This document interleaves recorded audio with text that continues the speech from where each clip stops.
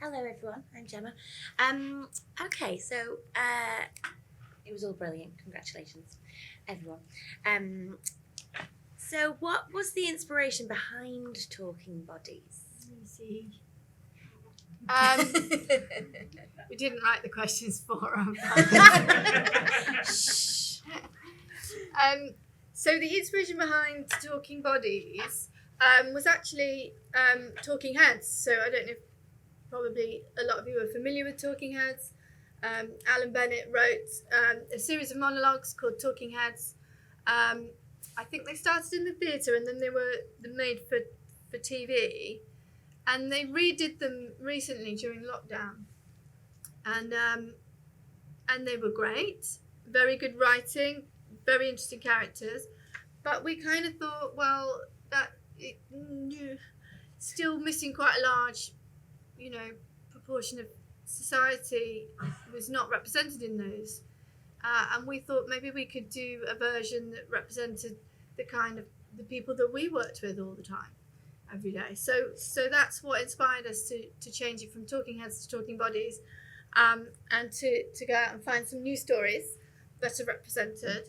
And also in the way we make our work. So with Hot Coals, one of the things we try to make is work that is not only representative of today's society, but also is accessible. So we wanted to create our version, but that was also accessible. So we got, this is where we've started with the process of Talking Bodies script development. We set the writers some challenges within there, and they worked with some amazing dramaturgies and directors, some of which are scattered in the audience today, to look at how they could make those accessible as well. So, for example, some of you may have noticed there are elements of audio description peppered within the pieces, and as we said before, we're also looking to make them accessible with creative subtitling. Which is something we've been doing in theatre for years, and something we started doing in theatre ourselves. And we're just bringing what we've learned from theatre into film. So, yeah. Great. Well, we're gonna. Yeah, no, that was a very good answer from both of you. Thanks, Gemma. You're welcome. So we're going to open up the questions to the writers now. So Steph, Joe, and Adam. Brilliant, amazing, love them all. How was the process for you from beginning to where we're at now? It was great, I bloody loved it. It was really supportive, actually. There was a call out online, wrote something for it, and then didn't imagine like it would go this far and this cool.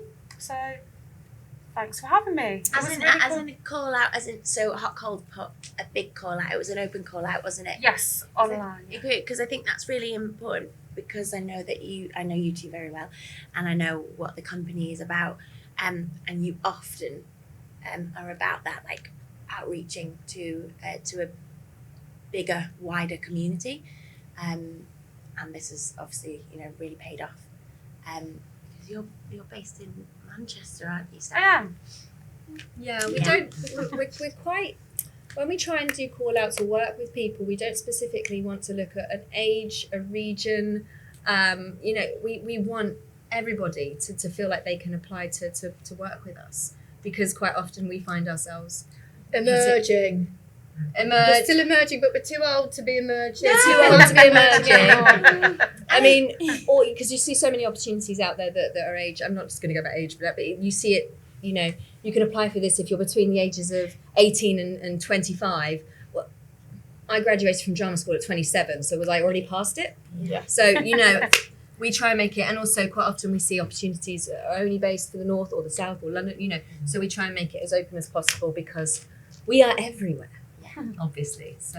And what we did with the script development is we did the call out. Oh, look at that! We did the call out, and then we got loads of submissions in, and then we kind of realised that we had so many great submissions, but also they were all at different stages in the writing process. So some of them were just ideas, some of them were almost final drafts.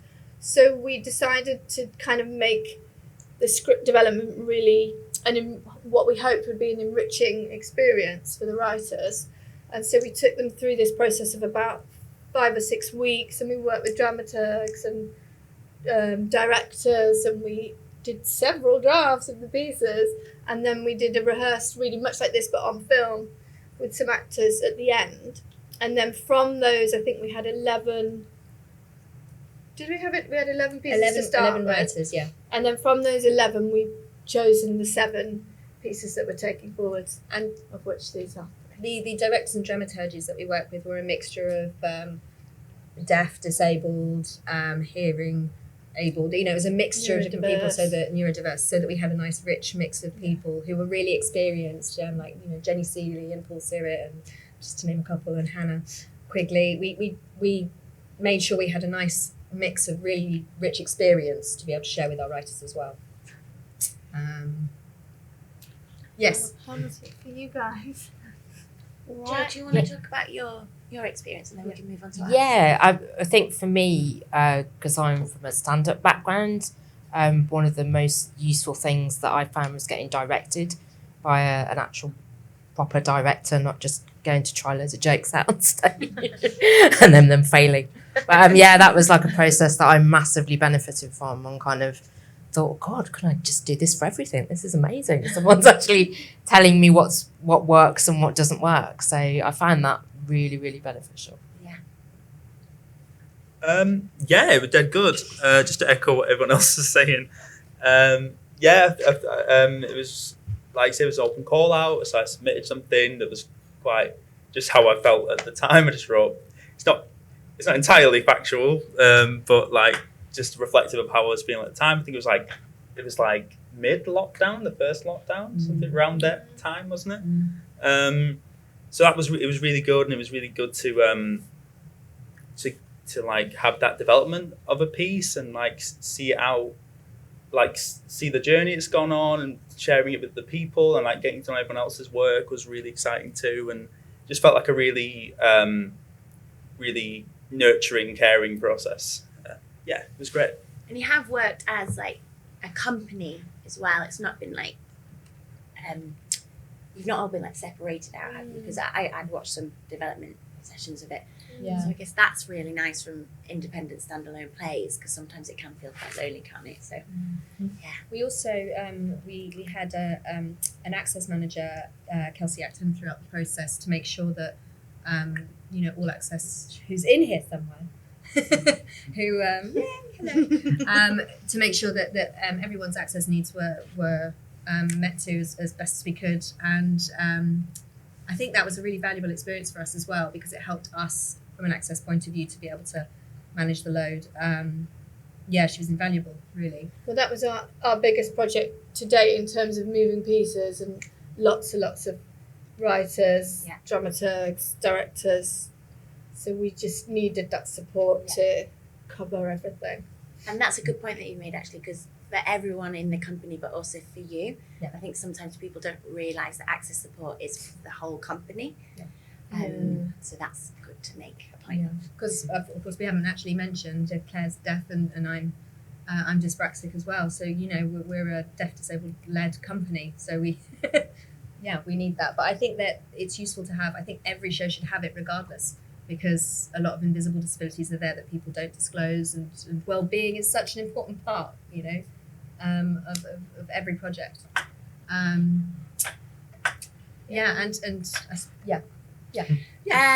So moving on nicely then. So what is next for Talking Bodies? Talking Bodies has got really exciting plans for Talking Bodies.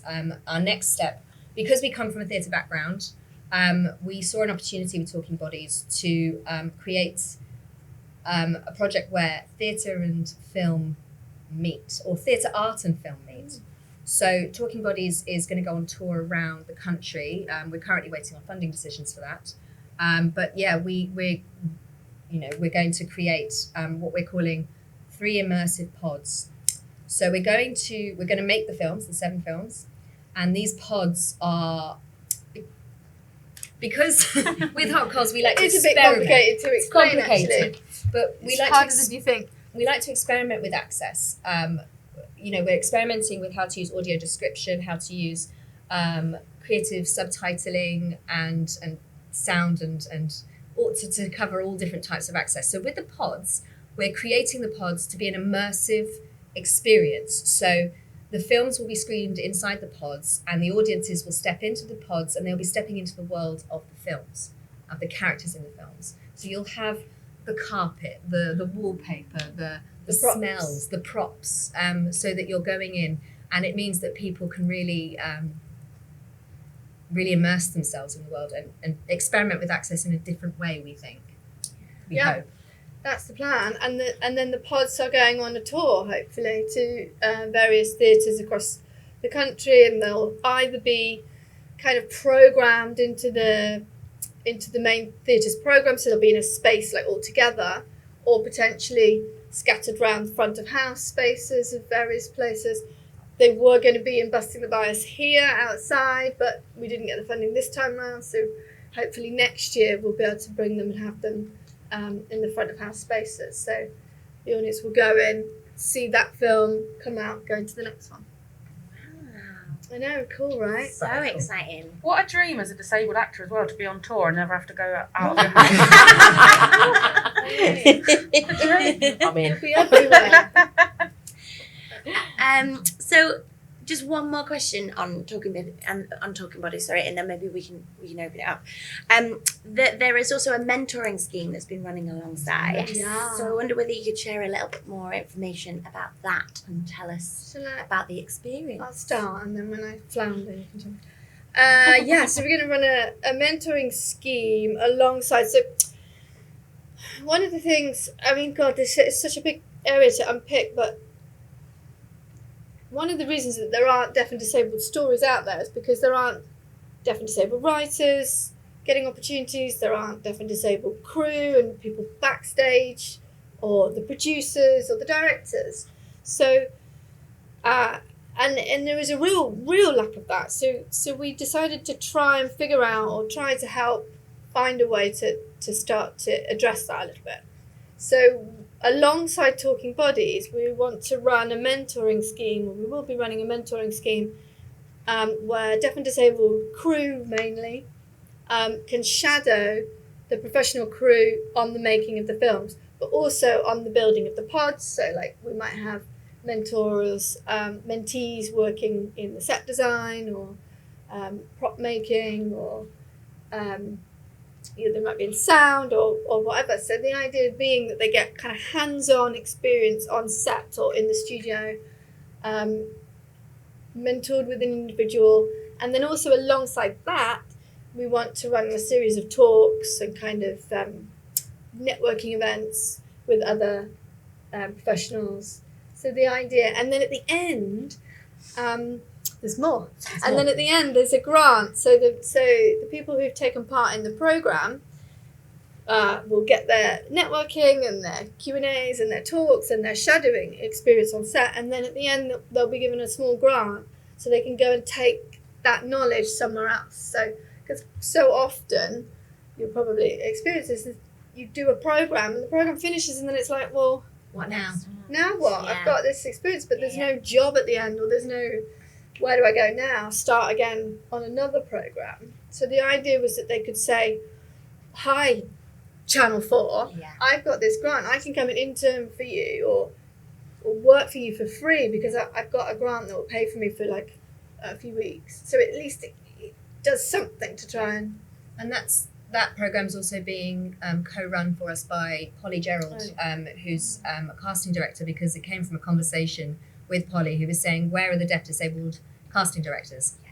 And so the mentees will work with a variety of different departments, as Claire said, including casting, if they want to, or production, wherever. It'll be a mixture of theatre and TV roles or multidisciplinary roles. But yeah, so they get, and Polly's got an amazing array of contacts. We've got contacts. So between us, and also it is, it's funnily enough, Backstage Bodies, which is what we've called the mentee program, has got funding. And we got a mixture of funding between Arts Council and Ramps on the Moon, which are a theatre disability-led company. As you call, consortium, thank you. So we've got the funding to So that. that's to hit that. happening. So we've got all of those Provided connections. that the project happens, the mentoring's happening. Once we've got the funding for the project, we will. Yeah, that's going to be happening as well. Brilliant. Whoop whoop. Yeah. Yeah. Isn't it?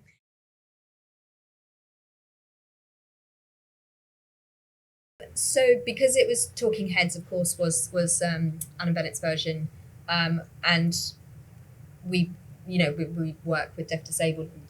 It's about mixture of sign language, so talking with our bodies, but also I think that's where it came from. It just felt like a logical net connected to the fact that we're talking about the thing Different bodies. different bodies, yeah. For me, that was really interesting when I saw the call out called that. But I think so often disabled bodies are medicalised and then only talked about in that way. So it was really interesting to actually be like, here is a body, but it's so much more, and let me actually give voice to that experience rather than just the medicalised body that people are like, okay, off it goes. Yeah, that. What she said.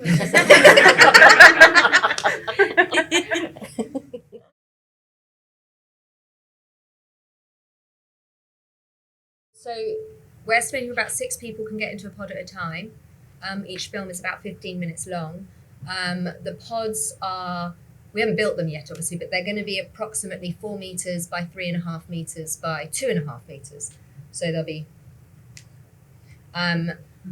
yes, so that's why we can only build 3, because most spaces wouldn't be able to fit 7 in. And then they'll have a menu of films, and then the idea is we have 3 films that go in, and then they rotate. I realise the numbers don't work, 7 and 3.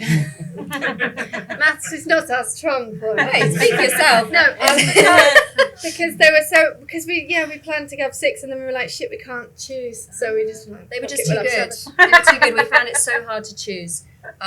So we went for 7, and we can rotate them at the theatres and theatres and arts venues, obviously, and cinemas and everything.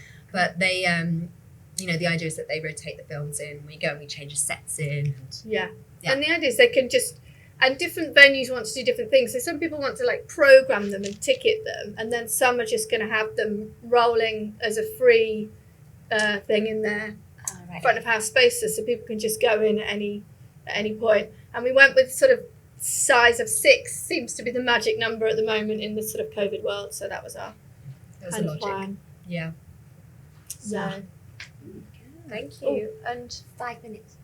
Cool. Excellent. Okay. We should talk about my darling Christopher. Yeah, should we move on? Yeah. Okay, so we're gonna move on to my darling Christopher now, which is brilliant. And I just have to say, I've seen it on my phone and my laptop, but seeing it on the big screen, nice. love it. So how did my darling Christopher come about? Oh, my darling Christopher. So I met Clive about must be 4 years ago now.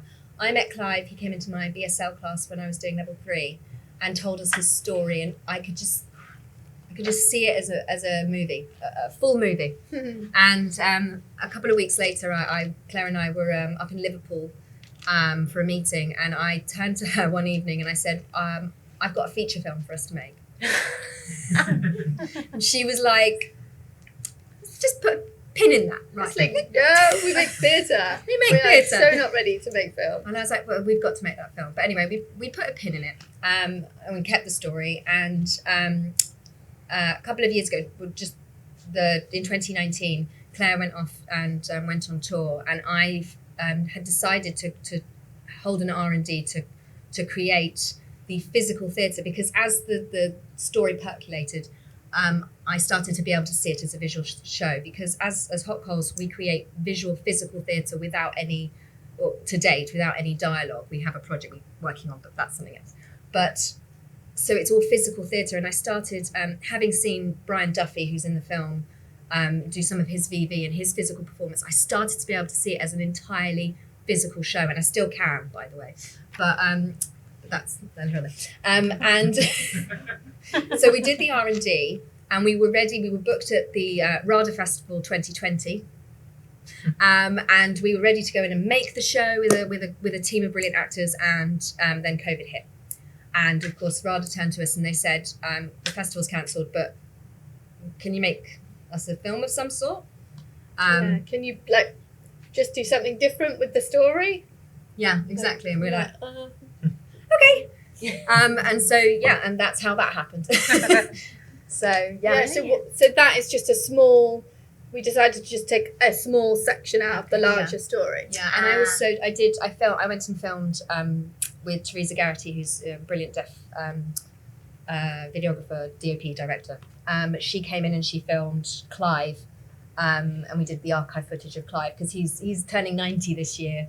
He's the loveliest man. So we did that and went from there.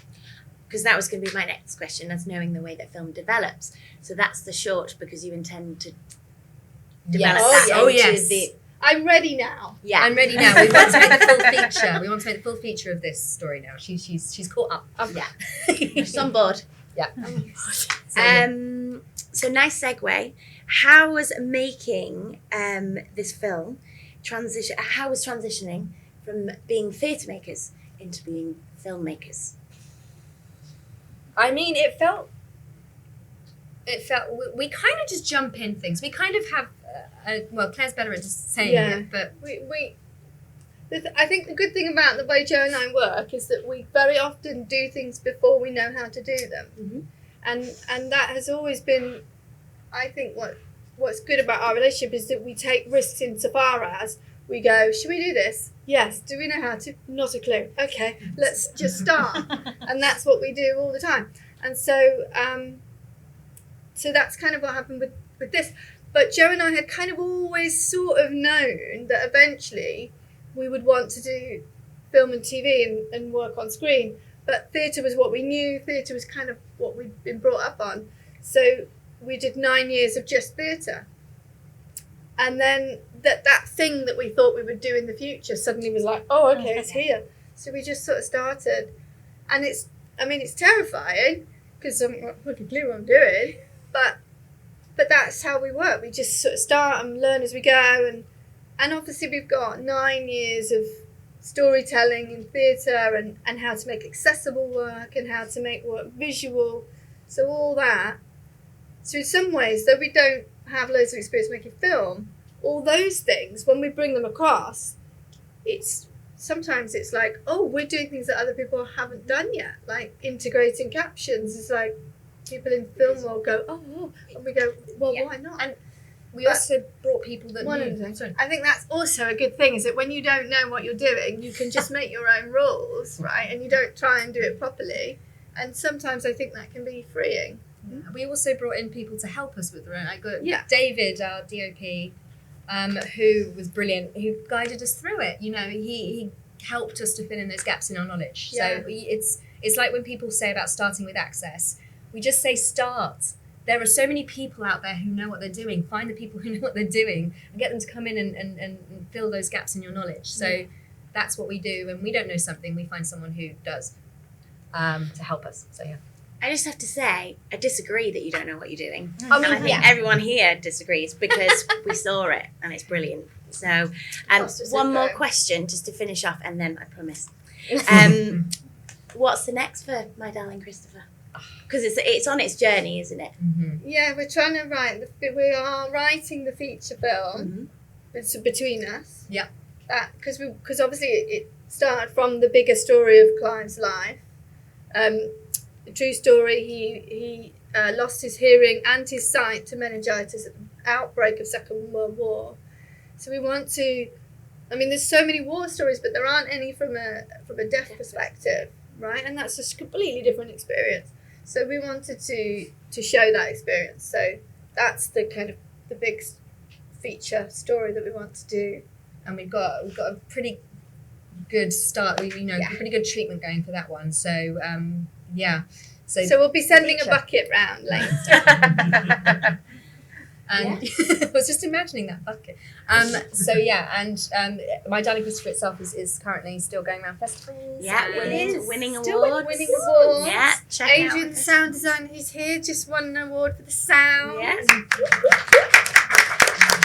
Which was actually really interesting because I promise I will wrap up. But what Adrian did do in the sound, which is something we feel is quite unique and beautiful, is that because the BB with Duffy's fabulous aeroplane crash scene, he's really started to fill in some of the access for the hearing audience that might miss things, like the BSL with the swimming sound. So the sound effects are actually doing something that's kind of unique in that way as well. So sort of helping another layer of storytelling to add to that. So it was really lovely hearing that sound design for the first time in the big screen for us as well. So it's done a fantastic job there. So Brilliant. Have we covered Thank everything?